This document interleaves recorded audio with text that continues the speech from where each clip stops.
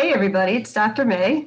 Welcome to another episode of Sensory Motor Psychotherapy. So thanks for joining me today.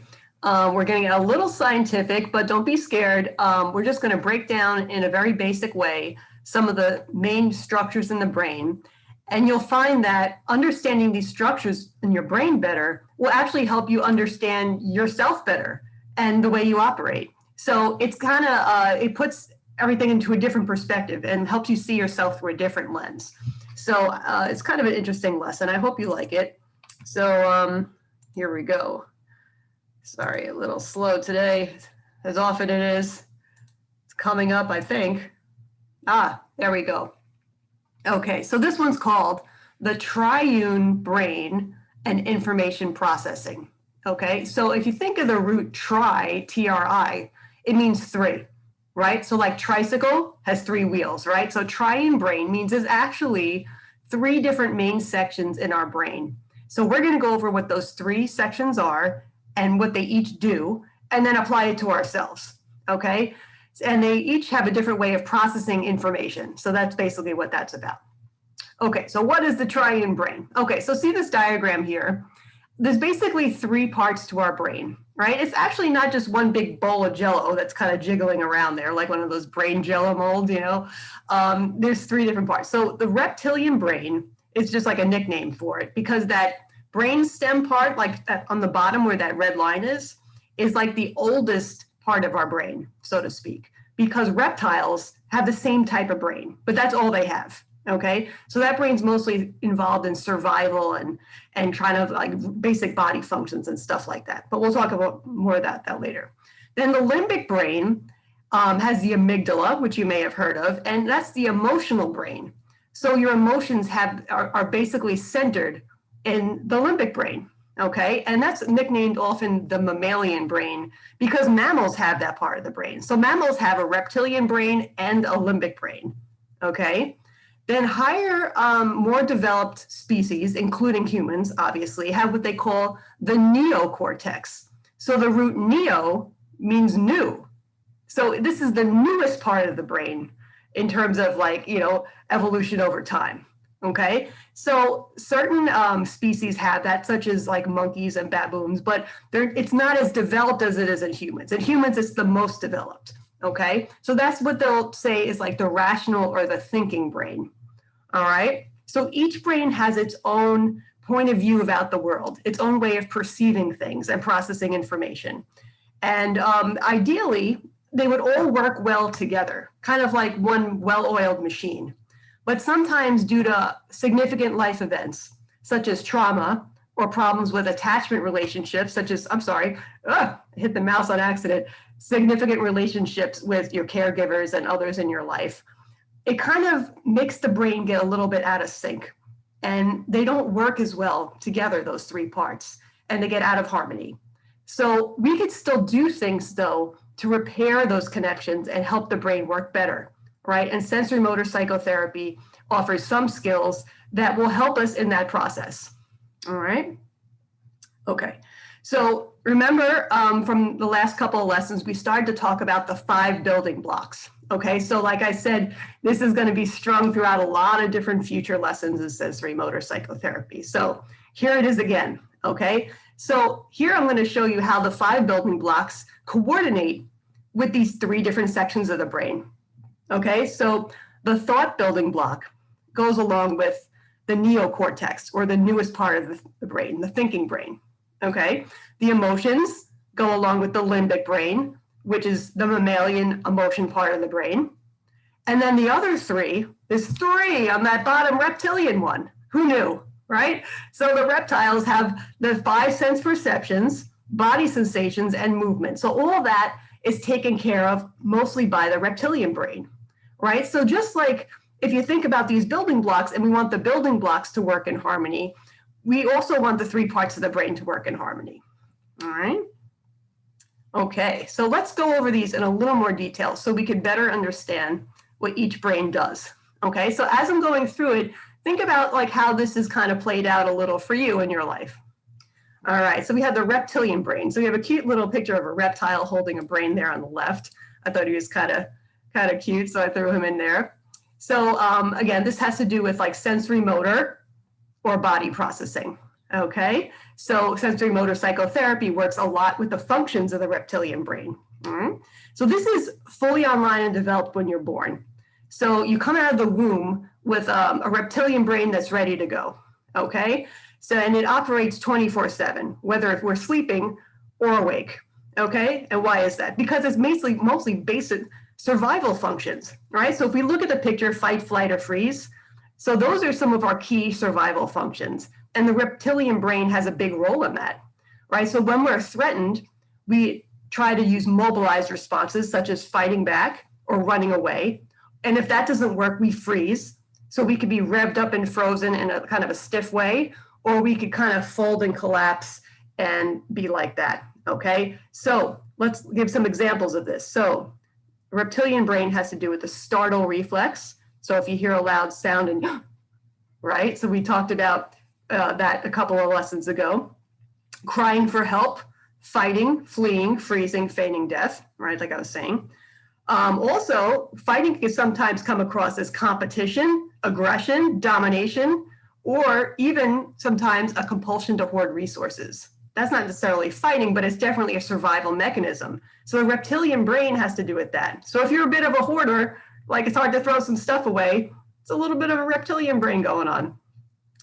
And another significant part of the reptilian brain is it controls what they say autonomic functions, right? It looks like automatic, but it's autonomic, but it's kind of automatic though. So there's certain things that are going on unconsciously, whether we're sleeping or waking, such as our heart beating, our respiration, digestion, body temperature regulation. So if you get like a brain injury in your brainstem, that's like really bad news because it impacts all of these things, right? So we really need that stuff to survive, right? So you think reptilian brain, we think basic survival stuff, fight, flight, freeze, and all the core internal functions that are kind of just going on behind the scenes. All right. All right, so next we got a little or giant elephant in the picture here because this is the mammalian brain. All right, so again, this has to do with our emotions, sometimes nicknamed the limbic brain because the limbic system is part of that. So think about it, this is in between the neocortex thinking brain and the reptilian brain, which has to do with survival. So they're all connected, and this one's kind of in between both of them. So if you want to change your emotions, you could use a top-down approach and change your thinking, or a bottom-up approach and change your body. Right? So, and the mammalian brain is with us since we're born as well, right? So think about little babies, they do have emotions. They get, frustrated, they get angry, they get sad, they get anxious, right? So babies have emotions, and the emotions help them survive because that's why it's online at birth, right? They use their emotions to connect with people. So on the bottom there, you can see the picture of the mother and the baby because attachment relationships involve feeling, right? So when you're relating to somebody, if you felt nothing for them, it wouldn't be much of a relationship, right? It's your emotions that kind of are the glue of the connection, right? You feel love for somebody, or you feel frustrated with somebody, you feel fear of somebody, you feel, grief about losing somebody, right? So the emotions tag the relationship, and it keeps the connection more solid, all right? Sorry, I'm going out of order. Let's go to the middle part. So when you have, let's say, an emotional reaction to something or an emotional memory, it kind of flags it as something that's important, right? So if something stands out in your mind from an event from the last year, chances are it's standing out because for some reason it was flagged as emotionally important to you, all right? So maybe you remember almost getting into a car accident one day, or when your boss yelled at you, or having a painful interaction with your mother, or getting 100 on your test and you couldn't believe you got 100, right? So whatever it is, it's probably emotionally significant. So your emotional brain flags things as important, okay? It also helps to make us decide, well, is this painful or is this pleasurable? Should I move toward it or should I move away from it, right? So the pain and pleasure response. Okay, next, the neocortex. So that's the part in green over here, right? So it's the newer, wrinkly part of the brain, right? And cortex is, I think, literally means bark, right? So the wrinkly part of your brain looks a little bit like the bark on a tree, okay? All right, so this is like the thinking brain, all right? So this is the most highly developed brain, and it's not online at birth. It takes a while to develop. In fact, like the prefrontal cortex, which is the most high-level part of the neocortex, isn't fully developed in your mid-20s, if ever.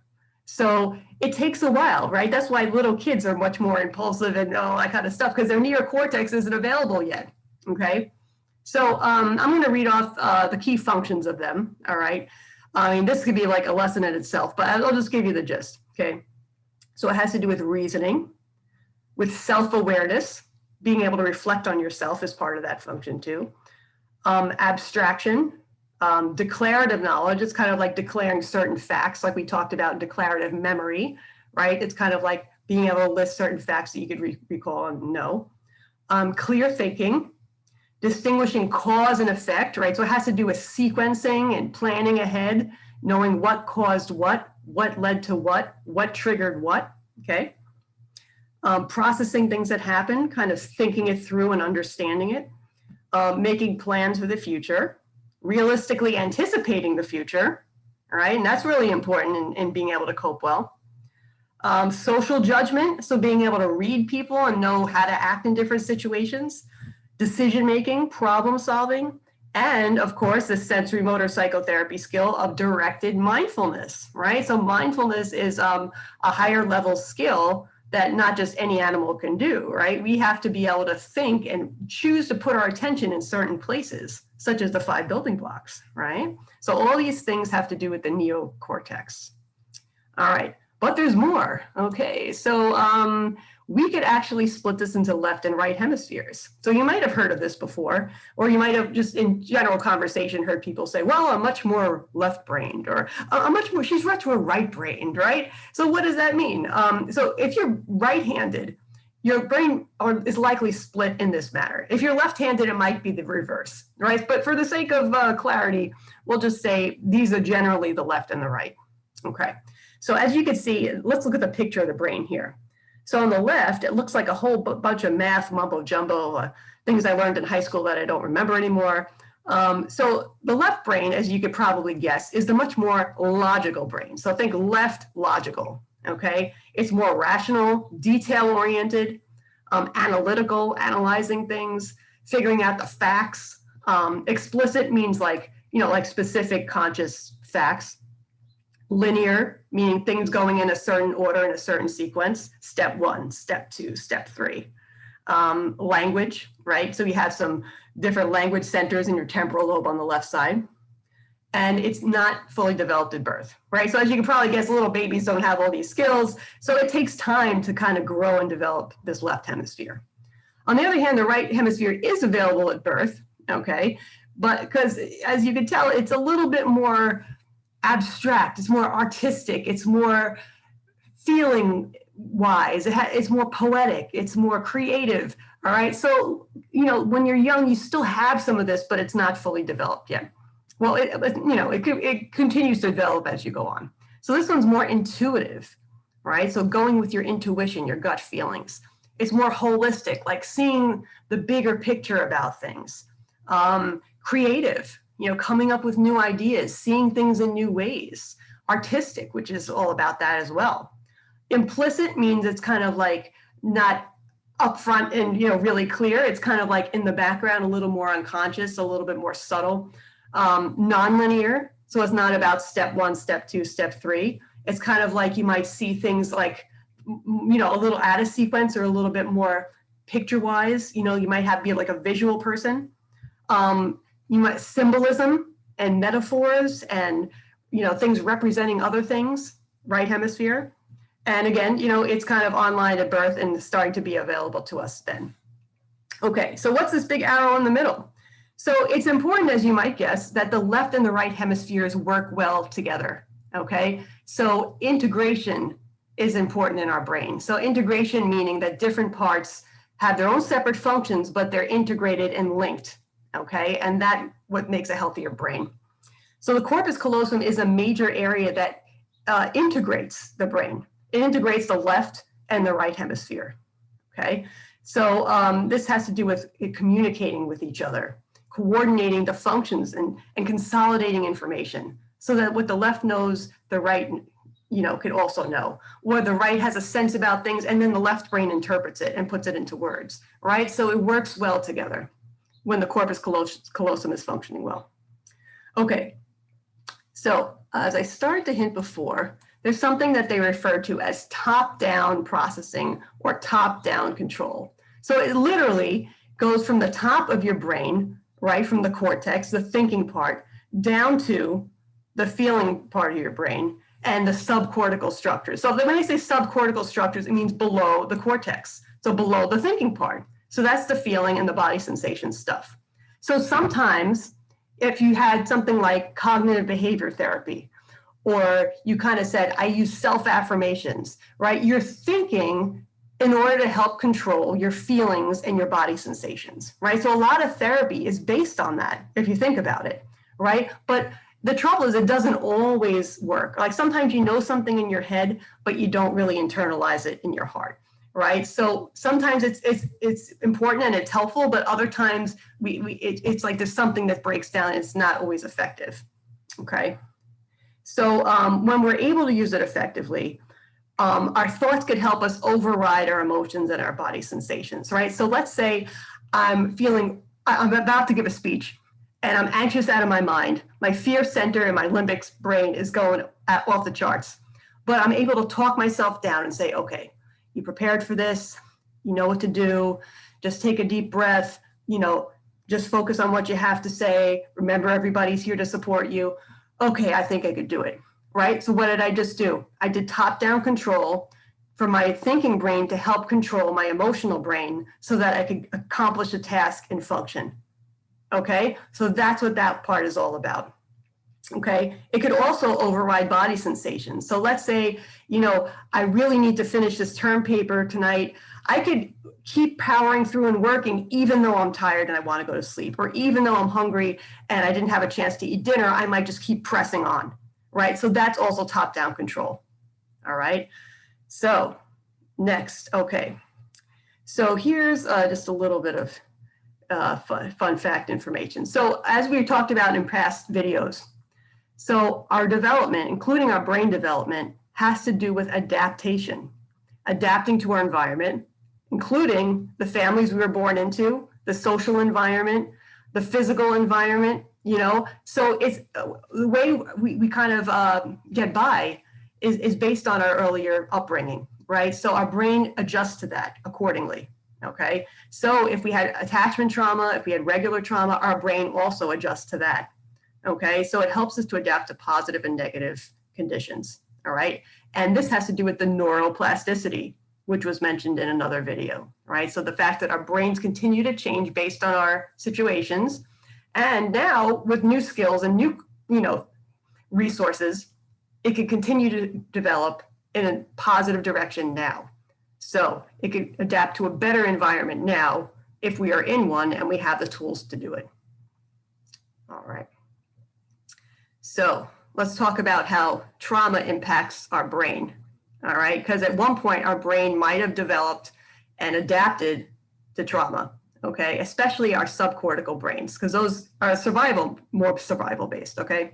All right, so our subcortical brains have been primed to deal with stress and threat and take every precaution to ensure our survival, right? So thank God they were here, because maybe we wouldn't have survived certain things, right? If the stress was ongoing or repeated, our brain becomes sensitized to cues that remind us of those situations. Right? So if big, tall men were dangerous to me in the past, I might automatically have a reaction to that now because my brain was taught you better fight, flight, or freeze when you see a person like that because that kind of person's out to hurt you, right? So it's hard for me to let go of these survival responses because they were helpful because that's how my brain adapted. It's what it's telling me to do, okay? So it might signal danger now, whether or not there's danger, because it's just picking up a cue from now and assuming it's the same as the past, right? Our brains like to compare the present and the past to help teach us what to do as quickly as possible. Okay, so our reptilian brain selects the most popular fight, flight, freeze, or fold reaction that we've had before that was most successful to us, right? So if you automatically freeze when you see somebody that reminds you of a bad guy from the past, it might have been because freeze was the response that you used to use and that was most successful for you.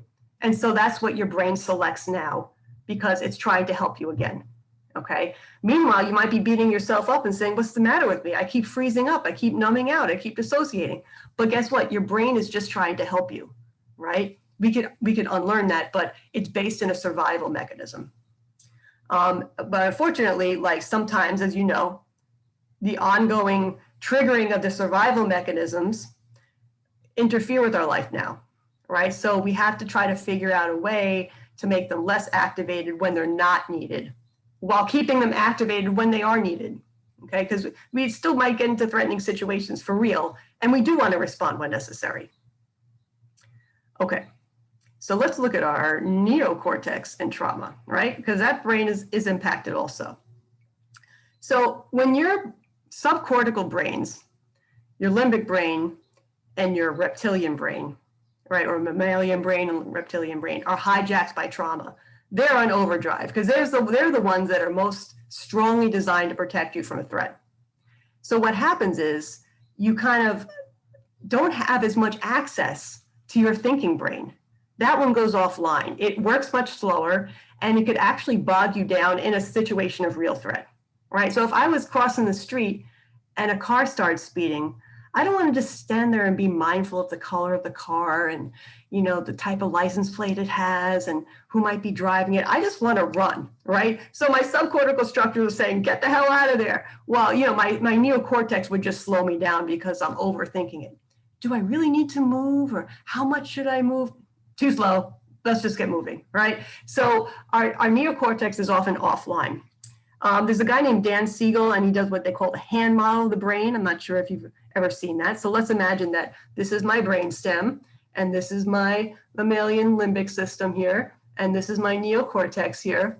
And when under a situation of threat, the brain, you know, gets activated, and I flip my lid, and these subcortical structures get most active, while my, you know, prefrontal cortex and my neocortex are kind of out to lunch. All right, so that's literally what happens, and this is the only thing that's operating. Okay, as you calm down, as you take deep breaths, as you're mindful and things like that, this comes back again. Okay, all right. So therefore, as the bottom bullet says, when bottom-up hijacking occurs, it's harder to think clearly, plan, analyze, or learn new things. All those things are characteristic of the neocortex. So those kind of things aren't available to us when we're constantly under threat, right? And if you're constantly revved up by stressors in your life and things that remind you of your trauma and problems with attachment relationships, it may be always chronically hard to think. You might always be in a little bit of a brain fog, okay? So see that just understanding what your brain is doing can understand what's going on with you in your life and why, right? And therefore it takes some of the heat off of you and lets you reinterpret it through the lens of, this has been helping me to survive, right? This is an adaptation my brain has tried to do for me, okay? All right, so a little bit more about our neocortex and trauma. All right, so sometimes the three brains don't work well together, as we could tell. So it's a little out of sync, like over here, like the girls are they're each doing their own thing. They're not in a coordinated dance, right? Same thing with our three brains. So sometimes we might know with our thinking brain that I'm actually safe right now, but we're reacting as if we're still in the middle of a terrible, terrorizing situation, right? So our subcortical brain structures might still think we're in danger, even though our thinking brain is telling us, no, but it's okay, right? So that's a sign that we're being hijacked there. All right, so sometimes one brain may become dominant and interfere with or override the others. So that's a sign of the three brains not working well together. So sometimes you might be all in your head. You might be somebody that copes with stress by just intellectualizing and over-rationalizing and, you know, blocking out your emotions and just pressing on, okay? That's what in DBT they would call a reasonable mind. Sound familiar to some of you DBT fans out there? But on the other hand, if your subcortical structures are dominating, you might be much more often in emotional mind and getting emotionally hijacked by triggers, okay? So the idea is by using certain skills that can help our brain re-coordinate itself, Okay, and one of those key skills, of course, is mindfulness. Okay, all right. So as I started to mention before, if your three brains aren't working together, we could try both bottom-up and top-down approaches. So you can literally see here. So bottom-up approach would be working with our body in order to impact our emotions and our thinking brain. And top-down approaches would be to work with our thoughts to impact our emotions and our body. All right, so both ways could be useful. Sensory motor psychotherapy mostly for a bottom-up approach, but a few top-down things here and there. Okay, so got some exercises for you. Here we go. So 3 levels of information processing, right? So we have the 3 different brains symbolized here: the neocortex cognitive processing, mammalian brain emotional processing, and reptilian brain sensory motor processing. So just reflect on yourself in general, right? So go through some common situations in your life, maybe that you encounter on a day-to-day basis, or maybe some significant things that happen once in a while, whatever works for you. And just think of how your 3 different brains react in those situations, right? So how do they react, for example, on a typical day at work or school, or being with certain members of your family, or being alone at night, or being in a positive social situation, or working on a project? How do they operate in these different situations? Chances are it might be a little different from situation to situation, okay? But just to gain some self-insight, just reflect on the 3 different brains here. Okay, so now I'm gonna do the same kind of thing. So think about some positive experiences, maybe that you've actually had, right? And just imagine yourself there. Really think about the circumstances and who you were with and how you were feeling and what was going on. Right? So when you really feel like you're there, stop for a moment and reflect on how the 3 different brains were operating in that situation. Okay? And you could try it with a few different positive experiences and notice some patterns across the positive experiences. All right, so now do the same kind of thing, but I want you to imagine a negative experience or negative experiences. Really put yourself there. Imagine the situation, who's there, what you were feeling, what was going on. And when you're really into it with your imagination, think about how the 3 different brains were operating, okay? Chances are it might be a very different scenario than the positive experiences, right? Because a negative experience is perceived to us as being a threat. And so our brains tend to act more as if it's a threat, all right? So just take note of that without judging it one way or the other. All right, so now we're gonna do some exercises about my thinking brain. So you can notice on top is the symbol of the neocortex here. So I want you to think about some repetitive thoughts you might have. Like, what do you tend to ruminate about or obsess about? You know, is there something that you keep worrying about? Whatever that means for you, just take note of something that fits that category, okay? And think about what it's like when you have that repetitive thought. And then think about how does that impact my mammalian brain or emotional brain and my body brain or reptilian brain, okay? So we're looking at that connection there. And then you could just kind of, just in general, no specific skills necessary, reflect on, how do these thoughts affect your life? Do they affect them in a positive way or a negative way? Does it benefit me to keep thinking them over and over and over again when I think about their impact on my emotions and my body? Maybe that gets you to think about how, maybe I should do something to cope about it. How can I address some of the negative effects if there are negative effects? All right, what coping skills might I try? Okay, so now we're gonna shift this around with our emotional brain. So think about some emotions you commonly experience. Now, if you're in DBT and you've done diary cards, it might be very clear to you which emotions pop out because you're recording your emotions every day. But if not, just think in general about your life and some emotions that pop out to you. So for example, are you often angry? Are you often anxious or fearful? Are you often depressed? Are you often joyful? What fits the most for you? Shame, perhaps, even guilt. All right, and how does those emotions go one by one affect your neocortex or your thinking? Because emotions and thinking are connected, right? And how do your emotions affect your body, right? Because there's always a physical response with your emotions. So then just go back and think, well, how do these emotions affect my quality of life? Is it a good effect, negative effect? And if it's negative, What kind of skills could I use to address the negative effects? Okay, so now same kind of deal, but with my body brain, right? So this is with my reptilian brain.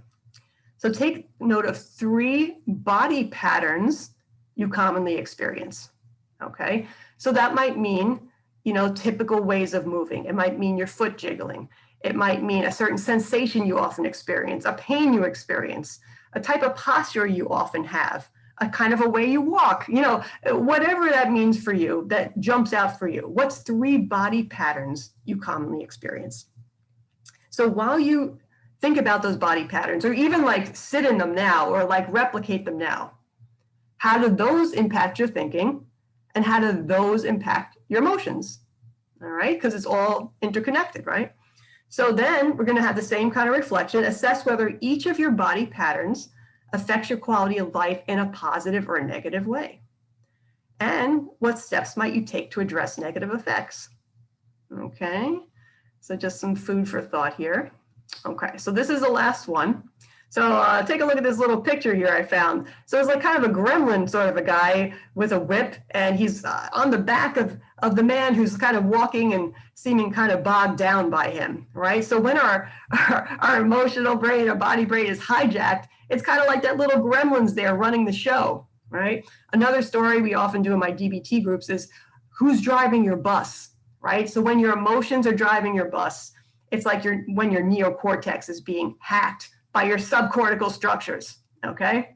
So here we're gonna kind of put this together, integrate it into real life experience. So think about a time when you believe that your mammalian brain, emotional brain, and reptilian body brain hijacked or took over your neocortex, so you couldn't think clearly, right? When were the emotions driving the bus, so to speak? So describe your experience and what you were going through and what you're thinking, feeling, all that kind of stuff. So then reflect on, why do you think the hijacking happened? What was, let's say, the threat that your brain was responding to, right? Were you reminded of something from the past? Were you tired or stressed out? Like, did you feel misunderstood, criticized, rejected? What was the trigger that led this hijacking to happen, right? Because maybe it's a common trigger. Maybe it's something that often hijacks your neocortex, right? And then reflect on, did the hijacking help in any way, right? So originally, subcortical structures take over to help us adapt to a dangerous situation or a threatening situation. So perhaps there was something helpful about the fact that it did take over in that situation, right? So maybe the fact that my emotions ran the show or that my body responded a certain way was helpful to me. But on the other hand, maybe there's aspects of it that wasn't helpful, right? So maybe it's a little bit of both, just to be fair. Or it could be that it was mostly negative or mostly positive, right? You just got to assess for yourself. Okay, so just be honest with yourself, try to reflect on that. Okay, so another interesting question here. Sorry, I want to go through, I like talking, but I like the questions too. So did the hijacking help you anyway? Did it keep you safe or mobilize you to take action? Okay, did it actually help you escape some danger? Did it help you to fight back with somebody where you really should have? Maybe it was something good, right? Did it affect the behavior of people around you in a way that benefited you? Right? So sometimes if we come across as angry or fearful, people notice it and they come to our rescue and they help us, right? And sometimes that's a really good thing. All right, number 5, how did or could such a hijacking hinder you? Did it make you feel bad about yourself, negatively affect a relationship, maybe because you overreacted, or cause people to think you are overreacting or being unreasonable? Like, did it impact someone's opinion of you or your opinion of yourself in a negative way?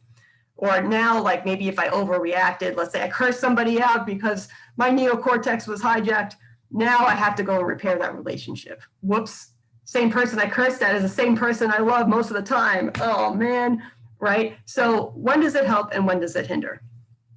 All right, and that's all, my friends. I think that's quite enough for this one, right? We had kind of a long lesson today. All right, so I hope it wasn't confusing. Just think about the 3 different structures of the brain to better understand yourself and, appreciate some of the adaptations that your brain and body have come up with. Okay, so have a good day and I'll talk to you soon. All right, take care, you guys.